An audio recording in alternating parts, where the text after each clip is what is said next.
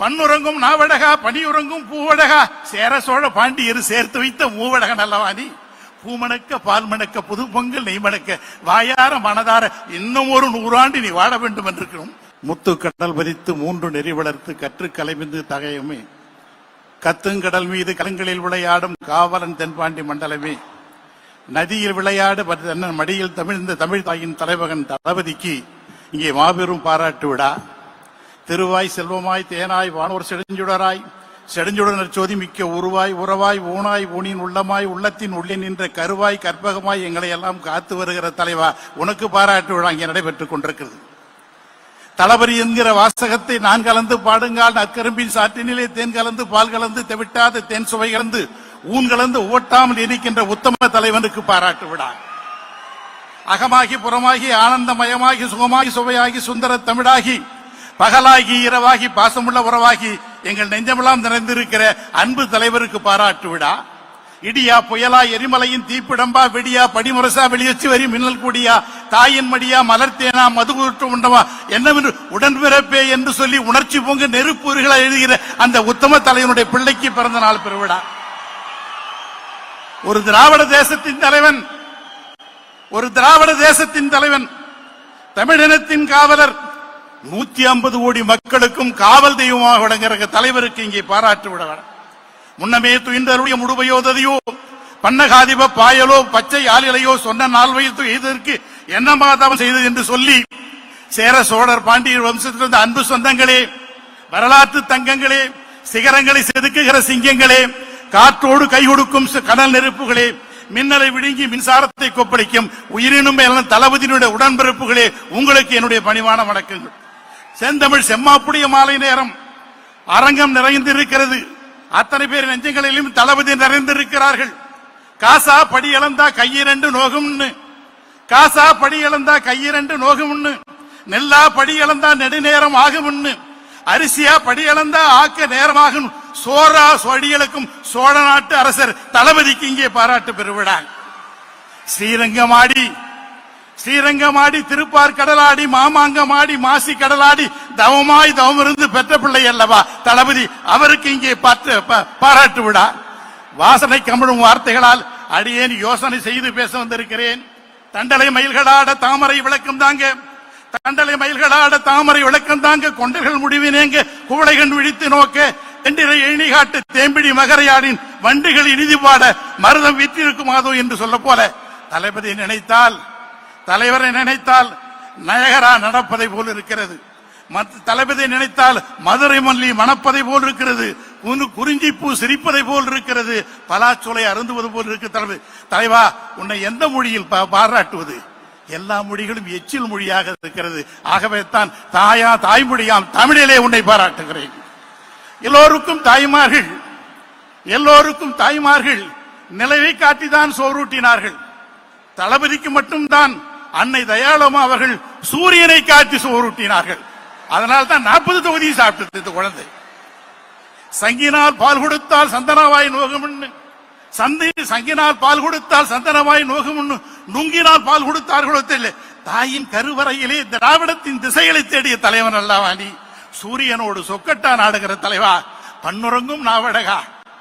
ஒரு தலைவரை இப்படி பண்ணுறங்கும் நாவடகா பனியுறங்கும் பூவடகா சேர சோழ பாண்டியர் சேர்த்து வைத்த மூவடக நல்லவாணி பூமணக்க பால் மணக்க புது பொங்கல் நெய் மணக்க வாயார மனதார இன்னும் ஒரு 100 ஆண்டு நீ வாழ வேண்டும் என்றிருக்கிறோம். தும்பைப்பு உடையடகு தோழாத நடையடகு தம்பியரின் படையடகு நம்முடைய தாழம்பு வேட்டி கட்டி தமிழ் போல் சிரிக்கின்ற தங்க தலைவருக்கு இங்கே பாராட்டு விழா. ஒரு முதலமைச்சர், இந்தியா சுதந்திரம் பெற்று 78 ஆண்டுகளாக இருக்கின்றன.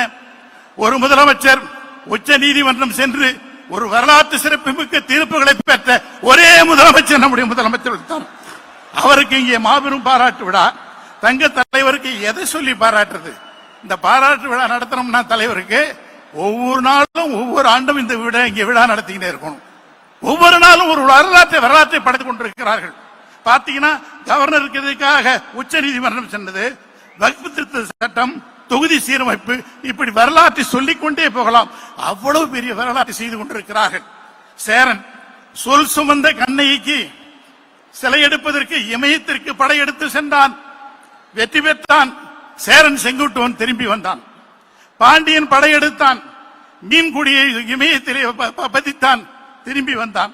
கரிகார் சோழன் சென்றான், புலிக்குடி நாட்டினான், திரும்பி வந்தான். மூவேந்தர்கள் இங்கிருந்து படையெடுத்து சென்று வடக்கை வென்றார்கள். தலைவா, நீ மட்டும் தானே உட்கார்தல் இருந்து இடத்துல இருந்து கொண்டு வடத்தை நீங்கள் வெற்றி பெற்று இருக்கிறார்களே, அதை நினைத்துதானே மகிழ்ச்சி. தி டாலஸ்ட் லீடர் தளபதி அவர்கள், தி டாலஸ்ட் லீடர்.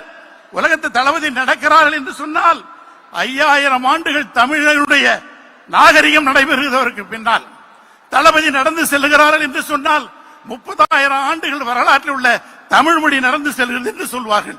ஒரு வடநாட்டிலே நாடாளுமன்றத்திலே உட்கார்ந்த போது ஒரு முதலமைச்சரை பார்த்தேன். உங்கள் முதலமைச்சர் என்ன இவ்வளவு பிரேவா இருக்கார், இவ்வளவு ஸ்ட்ராங்கா இருக்கிறார்? அவர் ஆங்கிலத்தை சொன்ன நாளை அப்படி எழுதி எடுத்து வந்துட்டேன். டிவோஷன், டெடிகேஷன், டிட்டர்மினேஷன், டைரக்ஷன், இதுதான் மு.க. ஸ்டாலின் என்று சொன்னார்கள். ஏனென்றால் எதை கேட்டாலும் அள்ளி கொடுக்கிற தலைவாணி. பருக நீர் கேட்டோம், ஆசிரியர்கள் கோரிக்கை வைத்தார்கள். பருக நீர் கேட்டோம், பார்க்கடலையே தந்தீர்கள். பனையோலை நிழல் கேட்டோம், பாரிஜாத வனத்தை தந்தார்கள். குடிசை போதும் என்று சொன்னோம், நீ கோபுரத்தையே தந்திருக்கிறீர்களே தலைவா, எப்படி உங்களை பாராட்டுவது என்று எனக்கு தெரியல. ஒரு நாள் கோபாலபுரத்து தலைவரோட உட்காந்து பேசியிருந்தோம். அவ பார்த்தோன்னே தலைவர் கலைஞர் சொன்னாரு, யோ என்கிட்ட உங்களுக்கு என்ன பிடிக்குன்னு கேட்டார். நாங்க எல்லாம் பேசாத உட்காந்துருந்தோம். அப்ப நம்முடைய பொதுச்செயலாளர் என்ன பண்ணாரு, என்ன உங்களுடைய இலக்கியம் எனக்கு முழுசும் பிடிக்கணும் அப்படின்னாரு. சொல்லியா அப்படின்னாரு. அவரு தான் சொல்ல வேணா எல்லாத்தையும் சொல்ல ஆரம்பிச்சுட்டார். வேலு பார்த்தார், இவன் என்ன பண்ணிட்டான், தலைவருடைய திரைப்படத்தை பூரா ஒப்பிக்க ஆரம்பிச்சுட்டான். நாங்க என்ன பண்றதே தெரியல. என்ன கேட்டாரு, அடியனுக்கு ஒன்னும் தெரியலையானா என்ன, உனக்கு என்னையா பிடிக்கும் சொல்லியனாரு. உங்களுடைய திருவடிகள் பிடிக்கும்னா என்ன, செடியாய வல்வினைகள் தீர்க்கும் திருமாலே நெடியானே வேங்கடவா நின் கோயில் வாசலில் அடியாரும் வானவரும் மரம்பெயரும் கண்டிங்கு படியாய் கடந்து உன் பவளவாய் காம்பனே என்று சொல்லி உங்கள் திருவடி பிடிக்கும் நான் சொன்னேன். தளபதி ஓரமா நின்றுதார், இப்படி கை இப்படி கிட்டுதார். தளபதி உனக்கு என்ன பிடிக்கும் பயம் கிட்ட அப்படின்னு கேட்டார். இவர் பேசாத நின்று இருந்தார். நாங்களாம் பார்த்தோம் தளபதி என்ன சொல்ல போறாரோ அப்படின்னு பார்த்தேன். தளபதி சொன்னாரு, நண்பர்களே, முளைக்கிற பொழுது துளசி செடி மனத்தோடு பிறக்கும் என்பார்கள். அப்படிதான் தளபதி. தளபதி சொன்னாரு, அப்பா உங்களுடைய தோள்கள் பிடிக்கும்னாரு. என்னன்னு கேட்டேன். 8 கோடி தமிழனும் உங்கள் தோளின் மீது தானே சாய்ந்து இருக்கிறார்கள் என்று சொன்னார்கள். இப்படி உலகத்தில் யாரால சொல்ல முடியும்? சொல்லிக்கொண்டே போல நேரம் ஆகி போச்சு. தலைவர் வந்து எனக்கு சீக்கிரம் முடி, எங்க எல்லாரும் எங்களை சீக்கிரம் விடுறான்னு சொன்னாரு. ஒன்னு வருகிற பொழுது கலைஞருடைய நினைவிடத்துக்கு போனேன். உள்ள போன உடனே கலைஞரும் அறிஞர் அண்ணா உட்காந்து பேசின்னு இருந்தாங்க. நான் போன உடனே என்னை பார்த்து கேட்டாரு, வாயா ஆழ்வார், என்ன ரொம்ப நாள் ஆச்சு அப்படின்னாரு. உடனே அண்ணா பக்கத்துல இருந்து சொன்னாரு, என்ன நீ அவரை போய் ஆழ்வார்னு சொல்ற, அவர் இப்ப வந்து திராவிட ஆழ்வார் ஆயிட்டாரு அப்படின்னாரு. யாரையா உனக்கு திராவிட ஆழ்வார்னு பேருச்சு? தளபதி தானே எனக்கு பேரை மாத்தி விட்டாரு அப்படின்னு. ஓ அப்படியா, ரொம்ப மகிழ்ச்சியானாரு.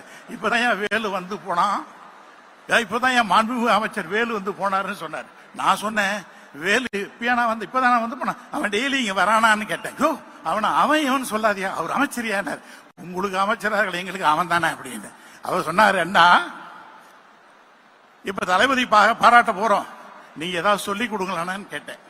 அவர் சொன்னாரு, அறிஞர் அண்ணா அவர்கள் சொன்னார்கள், உனக்கு இது பிடிச்சிருக்குமான்னு கேட்டார். புறநானூறு தெரியுமான்னு கேட்டார்.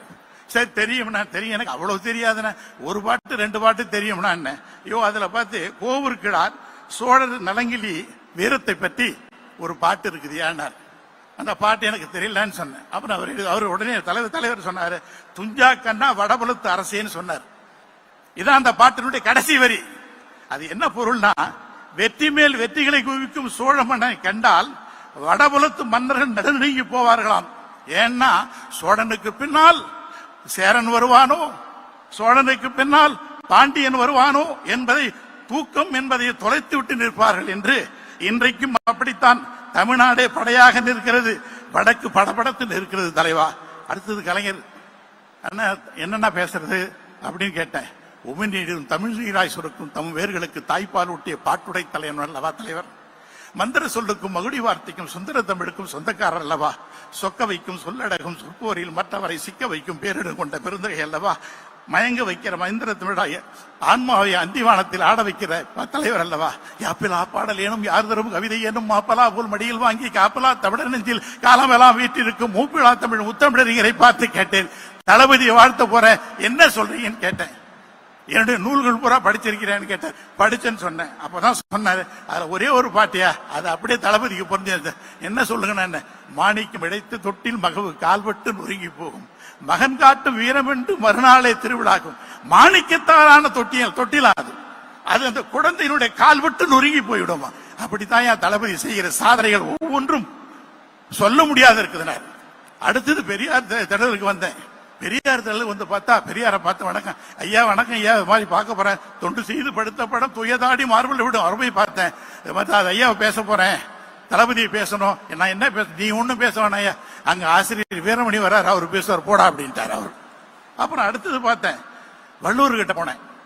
வள்ளுவரை பார்த்து கேட்டேன், ஐயா நான் என்ன பேசுறது அப்படின்னு கேட்டேன். வள்ளுவர் சொன்னாரு, உருவசியும் ஓவாப்பினியும் செருவகையும் சேரால் இது நாடு அப்படின்னு நான் திருக்குறள் எழுதினேன். தெரியுமா ராமான்னு? அப்படின்னா அப்படி ஆட்சி செய்கிற அந்த முதலமைச்சருக்கு முறை செய்து காப்பாற்றும் மன்னவன் மக்களுக்கு இறை என்று வைக்கப்படும் சொன்னான். ஒரு முதலமைச்சர் நாட்டு மக்களை எப்படி நன்றாக நடத்துகிறாள் என்று சொன்னால் அவர் இறைவனுக்கு சமம் என்று சொன்னார். திருவள்ளுவர் சொல்லி முடிச்சார்.